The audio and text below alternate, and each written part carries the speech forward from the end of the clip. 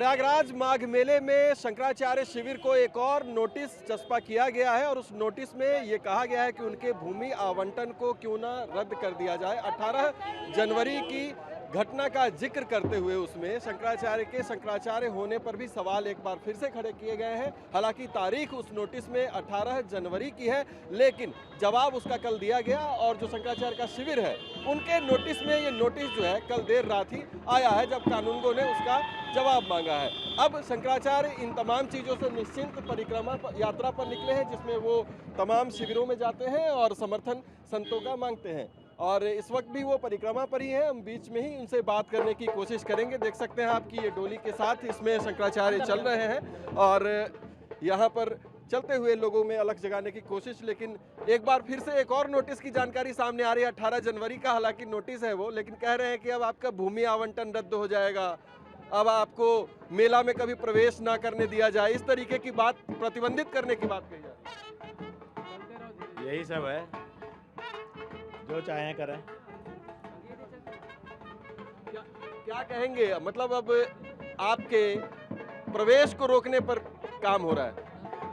यही तो सत्ता की हनक है, लेकिन एक सवाल बन जाएगा जिसका जवाब उनको लंबे समय तक लोग मांगते रहेंगे। और वो सवाल ये होगा कि दिया क्यों था जब वापस लेना था। तो या तो देने वाला तुम्हारा निर्णय गलत था, या तो लेने वाला निर्णय गलत था। तो गलत निर्णय क्यों लेते हो तुम?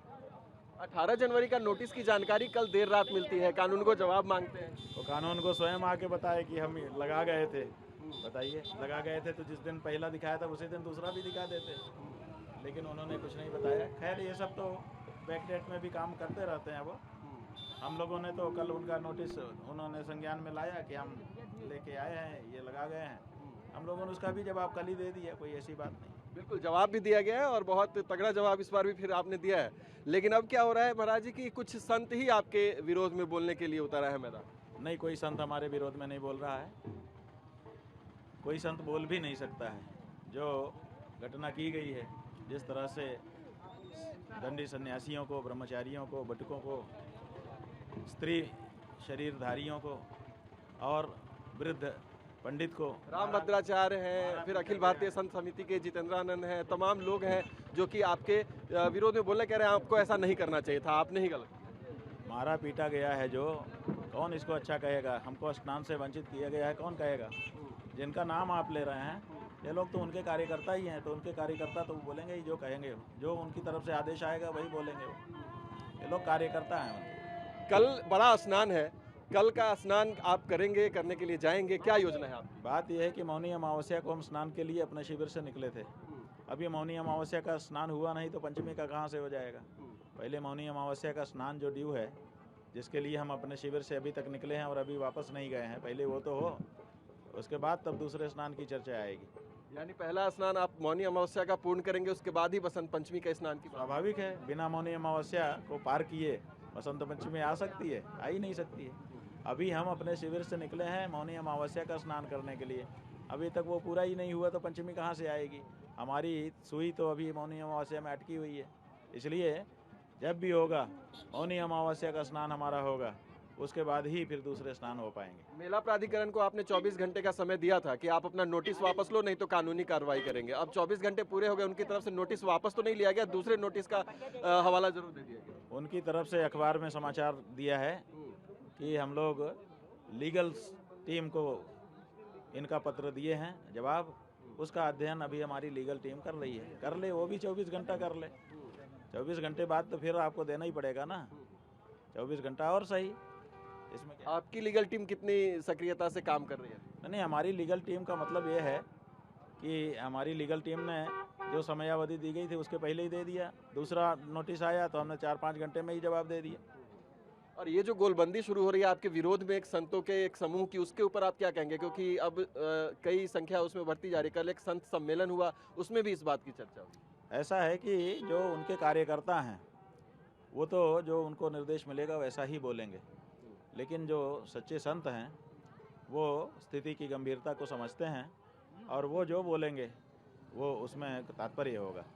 आशंका इस बात की भी जताई जा रही है कि आपके शिविर को वहां से हटाने का प्रयास किया जा सकता है, क्योंकि जिस तरीके के नोटिसेज आपको मिल रहे हैं, हो सकता है कि उस पर प्रशासनिक एक्शन शुरू हो। भाई इस सरकार में बुलडोजर ही तो है और तो कुछ है नहीं।